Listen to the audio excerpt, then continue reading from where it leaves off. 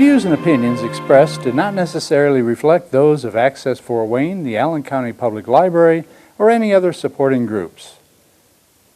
If you'd like to produce a show, call us at 260-421-1250.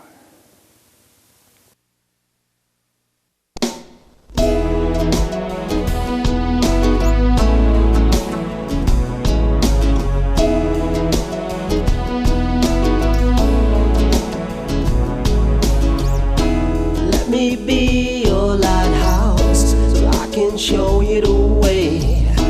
Let me be your shining light, I'll keep you from drifting away. I'm the one that makes you try when... This is Patty Hunter of Patty's Page, welcoming to my show Carol Ross, my special guest today. She is a publicist and image maker. Wow, that's going to be interesting, finding out what an image maker is. Yes. Carol, where were Yeah. you born and raised? I was born in New York City and I was raised in Queens, in Sunnyside, Queens, where I went to school up until high school. And then I went to high school. I went to the High School of Performing Arts in New York City, and then lived in the city after that, where I studied with Stella Adler, acting, and was pursuing my so-called career as a singer, dancer, actress.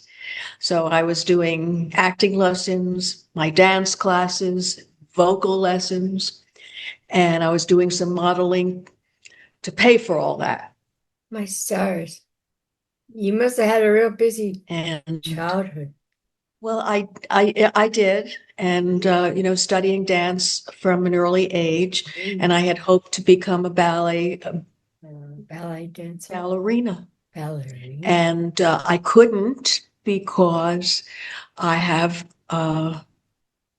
manure syndrome, which is vertigo. And during classes, the spins I couldn't do. But I could go on to do modern dance because I could control myself with turns and such. So I never was going to become a ballet star, but I did dance as far as progressive dancing went. What genre was your music? Music was always, I grew up in a musical family. All my uncles were musicians. So I learned at a very early age all about jazz and Stan Kenton and Dave Brubeck and all of those wonderful artists. So that was something I lived with. And I just evolved into then what I wanted to do. And I wanted to be an actress. I loved film, watched a lot of movies, and I said, that's where I'm going to be. And it was just wonderful. And I was going to have a career. So, Go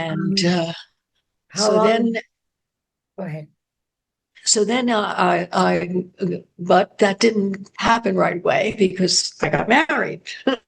And then we moved to California. And I thought, okay, well, now I can, really pursue my career. And then now I can really go for acting and such. Well, the first I got was a dancer's position on where the action is. And so that allowed me to meet a lot of people. And then I was taking some more acting classes, was meeting a lot of people.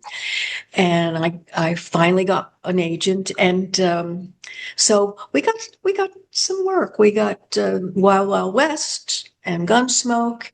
And Gunsmoke. Then I got a role on Bill Cosby's show where I was played a 15-year-old high school student.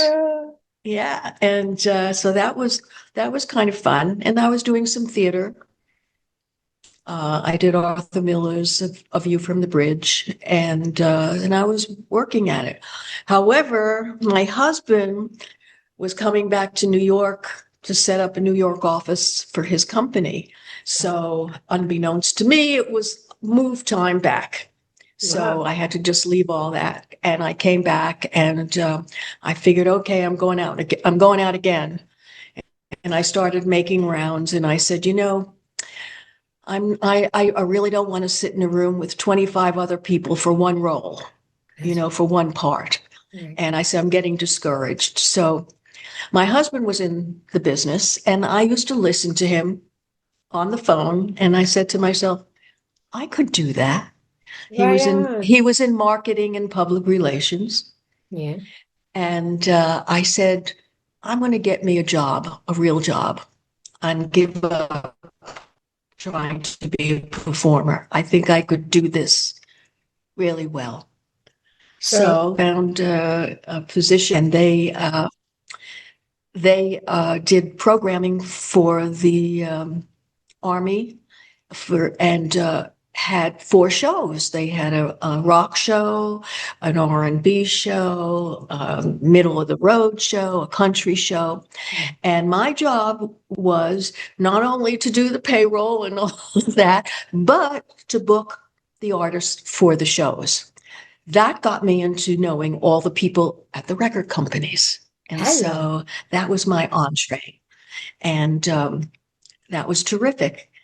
Then I was going to come up with an idea to do a class. There had never been a music industry class on the college level, which I thought was kind of strange. Oh. So my friend and I put together a presentation for the New School in New York. We left it there. We didn't hear anything for a few months. And finally, we got a call that the class was accepted, and it was Inside the Music Industry, a look behind the scenes. Oh. And now I could go back to all the people I met at the record companies and invite them to the class to talk about their specific job. So anyway, I said I would do this. I made myself up some letterhead, and I've looked around. I asked some people, who were the heads of the trade papers and all, I was doing this. And I would write releases, and I physically bring them up to Billboard, Record World, and Cashbox. So I got to be friendly with those folks. Fast forward, I get a call from Joan Bullard at MCA Records in California. And she said to me, I'm looking for someone to run the publicity department in our New York office, and your name came up all the time. Right. And I thought, wow. She says, yes, the place to go at looking for people is at the trades. And they said that I should talk to you. And I went, my goodness. So anyway, I met with her. I got the job, and I now became publicity director at MCA Records in New York. And I'm still learning. It was like, wow. So I was responsible for Elton John, The Who, Leonard Skinner, The Who. It was absolutely amazing. Olivia Newton-John. The roster was incredible. That's where I got my education. And I would sit in on the meetings with the marketing people, the promo staff, everybody. And I learned as I went along.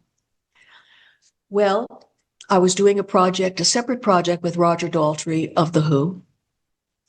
And he had an outside PR firm, Rogers & Cowan. And I had to work with them. The vice president of Rogers & Cowan was working with me on this project with him I'm the rep from the record company. Mm-hmm. He says to me after many, many months of working together, Carol, why don't you consider coming to our agency? We would love to have you work. They said, we're very strong in film and corporate, but our music division is very weak. And I thought, oh my goodness, I really loved MCA Records and I didn't want to do it, but I did. You did. And so I became director of publicity for Rogers and Cowan. And I brought with me a group that I had been working with as a consultant, basically, to with Bill O'Coin, who signed Kiss.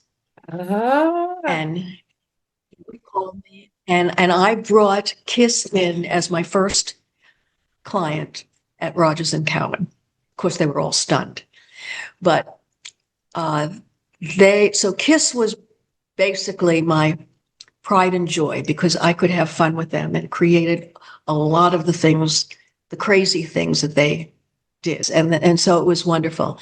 But I was just like amazed at everything going on, and then I met with Linda Eastman McCartney. All right. I met with her father, Lee Eastman, Right.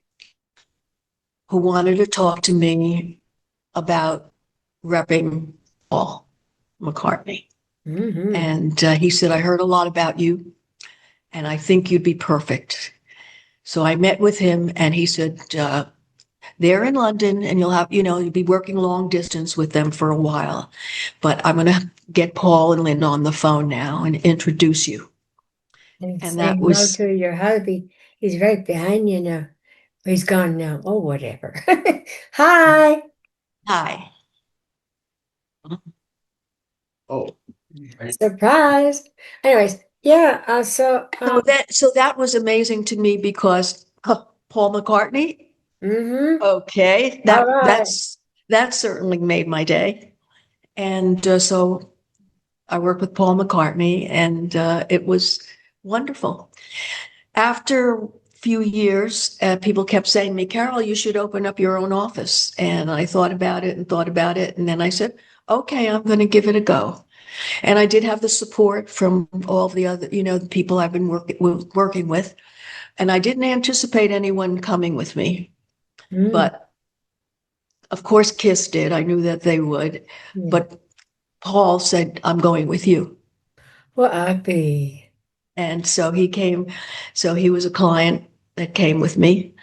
And after that, it was just amazing. It was, so here I had two major acts. Then came Cher, Diana Ross, Blondie, a whole slew of incredible artists came to me, the Beach Boys. And I was amazed. And my company was called the Press Office. The Press Office. And it was wonderful. And then one of my favorite people, Billy Joel, became a client. Mm-hmm. And along with so many incredible artists, Blondie, it was Pat Benatar. So my company was doing quite well. What year was this? In the 80s? This was in the late 70s, 80s, yes. And then in 87, I saw in the newspaper that Tommy James was going to be at Madison Square Garden. I had been a fan. Right. I bought tickets. Right. Now, what happened is that some people I knew I was telling them I was going to see Tommy that night, and this person was Howie Silverman, who down the road became Tommy's agent. Howie said to me, Carol, I can't believe you're going to see Tommy because I was going to call you. We're repping him and we want you to do his publicity. Oh, I said, wow, that's amazing. So he said to me, come backstage after the show and we'll introduce you. That was my entree into knowing Tommy James, and he became a client, and I did his publicity for a lot of years. And then over the years, he kept saying to me, would you consider managing me? And I thought I really couldn't do that because that's a full-time job and I have all these other clients and I don't know that I would feel responsible to give the attention, Right. So it was like about a few years before I made that decision. And I made a decision then to close my office. I finished out all my agreements and contracts with clients. And I decided that I would manage Tommy James. So that's how that came about. And so it's 39 years we're Dang, together. girl. It's a long time to know someone. Yes. Yeah. So it's been an amazing adventure. He's an amazing artist and person. He's a character And, for sure, eh? Irish. Yeah. Yeah. So it was it just evolved and it was wonderful. But I learned management. Yes. Oh. And it's a very big responsibility because you're dealing with someone's life and their career. So decisions that are made have to be thought about very carefully. True. And so I really thought out every single thing we were doing. Was very important that we discuss it. I never made a decision without his input. That's right. And that is important because I have learned and seen over the years how some managers make decisions for their clients. And people don't want to have those decisions. No, you've got to, it's their life and their career. So you've got to discuss it. And you may not always agree, but the point is discuss it and you come to a happy meeting, So it's been quite a road. And when you mention about image building, depends on the person because most of these people already had their image. The only thing I could do is enhance it. And I'll tell you what, by the way, one very special client that I had worked with was Sir Richard Branson, who came to America and asked me if I would launch his airline, Virgin Atlantic Airways in America. I don't know the first thing about aviation. He said, I don't care. His vice president had come to meet with me first, and they met with other corporate PR firms. And about 2 weeks later, I get a call that Mr. Branson's coming to America and wants to meet you. Wow. I said, okay. And we met. And I said to him, Richard, I don't know the first thing about aviation. He says, that's exactly why I want you. And being that he was in the music business with Virgin Records and everything, he wanted somebody that was in the music business. Well, I came back to my office and I got my staff together and I said, we are taking a crash course on aviation. Crash course, aviation, get it? Sorry. And they said, what do you mean? And I said, because we're going to be launching an airline in America. And I would say that was probably the most important and scary time. But we did it. What year was it? And this was 81. Wow. And is it still around? It was, yeah, of course. Richard Branson for a dog. Richard Branson. So anyway, that was an amazing feat. Difficult, yes. Scary, yes. But we learned from that. We learned a great deal from that. So I just didn't want to forget that particular client. Oh, yeah. Anyway, getting back to Mr. James. So, yeah. So, as I said, now with Mr. Branson, I did have to work with him because he had never really done interviews, and he had, he was a little nervous.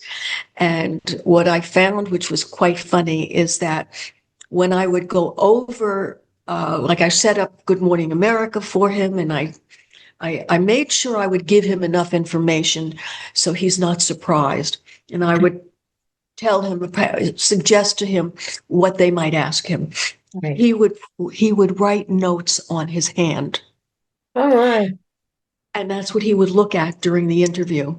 He'd write keywords. Oh, good. But then I found that when he did do an interview, he was doing, he would go, yes, I like you. Yes. And I had to sit with him and tell him that wasn't going to work. So I did have to do kind of an image building for him with that in mind, so we could do a better flow of conversation. Yeah. So I would say, and he wanted to know, he wasn't upset by that. He wanted to know how to best present himself. And so that was fun doing, because I had to be, when you're telling someone how to act, what works, what doesn't work, you have to be very, very careful in how you approach them. That's right. With it. And you've got to always make them feel confident that they're going to be fine. So image making is really working with someone to enhance what they already have going for them, to minimize anything that is not strong and doesn't present them in a good light, and talk it over. And that's the key, is talking about the approach. And also what I made sure of is that when we did set up interviews, that they were well aware of who they were going to be speaking with, what that person might be interested in talking about, and to know that there may be some questions that you're going to feel uncomfortable with, just so that to prepare them for that. And so that is a very important part of a publicist's responsibility. Did you win? And I still do that with Tommy now. Oh, yeah. We sit and talk about it, and I'll say, okay, I just want to tell you about this person, so you have an understanding, and it's going to make it easier for you to communicate with them. It's a wonderful thing. But I'll tell you what also worked for me is the fact that I had been a performer. Mm-hmm. So I understood the frustrations, the pressures, and I could handle them better knowing that. And they knew that. Yeah. So my clients knew that I was not just looking to get as many credits of interviews for them, You understand. I could understand, and they understood that I was going to do right by them. That's the success. And I'm glad, because you are very, very learned, very smart kiddo. Thank you. You absorb information very nicely. And I learned along the way. That was the amazing thing, that MCA Records took a chance on me. But I made sure that I was going to learn every single thing about the record business. That's right. Yeah, I've learned over the 15 seasons that I have been on my TV show. I absorb everything they say because I'm learning myself. Sure. I'm learning. Sure. So, how can we contact you? What is your website? Do you have a website? No, but my email is crd9138@aol.com. Mm-hmm. You can call me 215-219-8598. the two sources that I always respond. Yeah. So how do you help people who are new to the business nowadays? Now I go to colleges and I'll speak to the communications departments, and I love doing that. And they're very responsive kids that want to get in the business. Right. They ask a lot of questions afterwards. And so I enjoy doing that. And I love to teach people going into communications what it's all about. Right. And I'll give you one example that I did an intern program at my company. And I remember this one young lady who came in, and I was telling her what I wanted her to do, some of the things that she needed to do, and which I felt would be a good learning process for her. Yeah. And she said to me, "Wait a minute, aren't I going to be going to press parties Hello. with celebrities?" That was what was in her mind of what public relations in the music business or in the entertainment business was all about. This is the business. And she couldn't understand why I was asking her to do filing. And I said, because if you were really interested, you would go through the files and look at them. Look at the correspondence, see what's going on. So you see, you have that. Some people who understood that, and other people who would say, "I want to do this because I want to go to press parties." Glamour. They forget it's business, man. Yeah. Well, listen, my friend, what would you like to share with my audience? Because it's almost the end of the road here. Well, what I'd like to share is that Tommy and I, after all these years, are now married. And today actually is 5 months. Dang, girl. Yeah. And you like the gifts that we gave you? Just absolutely beautiful. Yes. Yeah. Yes. I'm still going through the recipe book. That's good stuff in there. It keeps it. Yes, there is. There is. You betcha. Thank you. You're welcome. Thank you. Well, we better get going now, girl. We're about ready to hit the road. Well, not really hit the road. I might hurt myself. Anyways, goodbye, my friend. Yes, my friend, you take care of yourself. And may we meet again. We sure will. Are you coming back to Shipshawana this year? Sure. All of Tommy's dates are on his website. Yes, I'd like to say thank you to Carol Ross. And this is Patty Hunter at Patty's Page, wishing you a blessing and a great week. See you next week. God bless. Godspeed, my love, until we meet again. You're always in my heart and every dream. Don't let this time apart give in to all our fears. God will keep us close from up above. So until we meet again,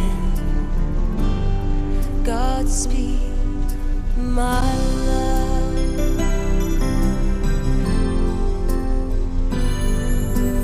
God is with us always for the rest of all our lives.